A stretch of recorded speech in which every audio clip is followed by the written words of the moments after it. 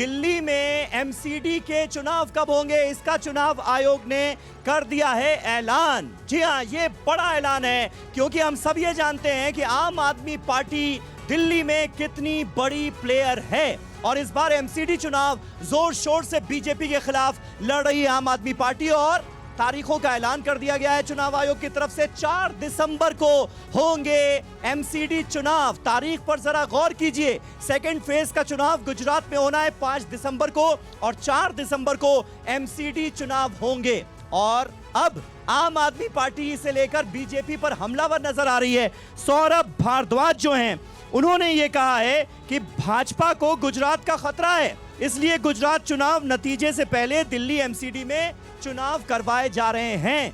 ये कहते हुए सौरभ भारद्वाज हमला बोलते हुए नजर आ रहे हैं भारतीय जनता पार्टी पर। कुल मिलाकर यह स्थिति है। अब बताइए, क्या ये जो इसे एक संयोग माना जाए या प्रयोग माना जाए? 4 दिसंबर को एमसीडी चुनाव हो रहे हैं और आम आदमी पार्टी हमलावर है कि देखिए जी, गुजरात में बड़ा इनको डर लग रहा है आम आदमी पार्टी से, इसलिए हमें यहां फंसाने की कोशिश की जा रही है।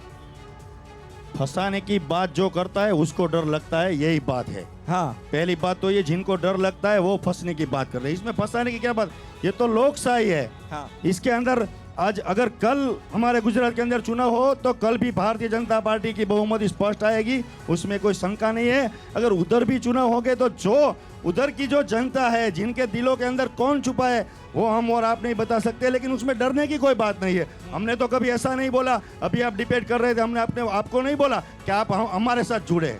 हम तो आपको भी, टीवी 9 को भी धन्यवाद देते हैं, आप सबके साथ हैं और सबकी सच्ची बात बोलते हैं।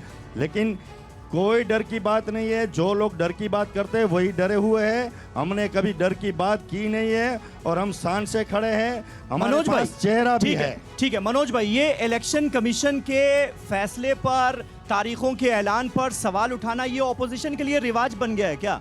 आप लोगों ने भी सवाल उठाए जब गुजरात की तारीखें देरी से डिक्लेयर हुई, तो आप लोगों ने भी इलेक्शन कमीशन पर सवाल उठाए। आपको अगर ये रिवाज लगता है तो ये रिवाज की शुरुआत नरेंद्र मोदी और भाजपा ने की है। हर बात पे, जीएसटी हो या तो कोई भी केंद्र का फैसला हो, आप देख सकते हो जब हमारी यूपीए 1 यूपीए 2 थी, कोई भी ऐसी चीज नहीं कि जिसके ऊपर नरेंद्र मोदी ने कमेंट ना की हो।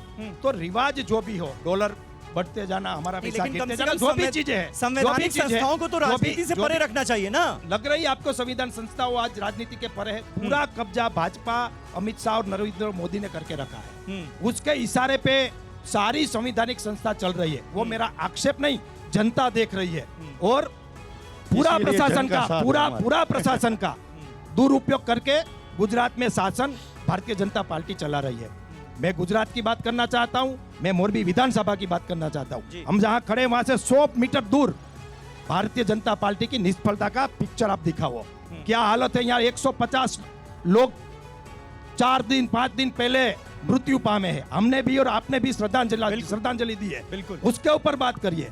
मोरबी की समस्या के ऊपर बात करिए। गुजरात के युवाओं के, किसानों के, महिलाओं की बात करिए। हम लोग नरेंद्र मोदी और अमित शाह और दिल्ली एमसी की बात नहीं करनी है। वहां जो होगा वो होगा।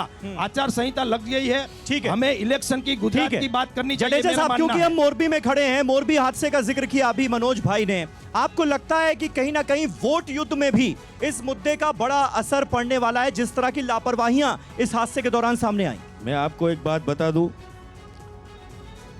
कि हमारे लिए ये बहुत दुख की बात है कि मोरबी के अंदर ये हादसा हुआ है। इसकी में ये राजनीतिक कोई मुद्दा हमारे लिए नहीं है, लेकिन इन्होंने उठाया है तो मेरे को उसका जवाब देना पड़ेगा। मोरबी है ना, मोरबी ये कोई सिटी नहीं है हमारे लिए। भाजपा के लिए मोरबी एक परिवार है। अगर ये बात करते हैं तो मैं एक बात आपको विश्वास दिलाना चाहता हूं कि हमारे लिए ये दुख की घड़ी है और इस दुख की घड़ी के अंदर आपने देखा होगा कि राज्य के मंत्री भी इधर आ चुके थे और जब हम वहां पर पहुंचे तो देश के बड़ा प्रधान माननीय नरेंद्र भाई मोदी साहब का उसी टाइम कॉल आया, 10 मिनट के अंदर उन्होंने इसकी चिंता जताई। उससे जी ज़्यादा बात करें तो इस राज्य के गृह मंत्री 2-2 दिन तक इधर रहते हैं। उससे भी आगे ज़्यादा बात करें तो उन्होंने जो भी एक्शन लेना चाहिए, आप आजू बाजू के साथ में सब लोग हैं उनको पूछिएगा। ये हमारे लिए मुद्दा नहीं है, हमारी संवेदना है। हम इसको चुनाव में अगर किसी को ये मुद्दा बनाना है तो हमें कोई दिक्कत नहीं है, लेकिन हम इस मुद्दे पर एक ही बात में, इन मनोज भाई ने जो बात बोली है उसका एक ही जवाब मैं देना चाहता हूँ कि गुजरात सरकार ने इसके लिए स्पेशल इन्वेस्टिगेशन टीम की नियुक्ति कर दी है। ठीक है। स्पेशल इन्वेस्टिगेशन टीम की जो भी निर्णय होगा उसको हम शिरोमणि नगर पालिका के चीफ ऑफिसर को सस्पेंड भी किया गया है इस मामले में। देखना होगा कि भाई जो भी इस मामले के दोषी हैं, जो भी गुनहगार हैं, उन्हें जल्द से जल्द सजा मिले।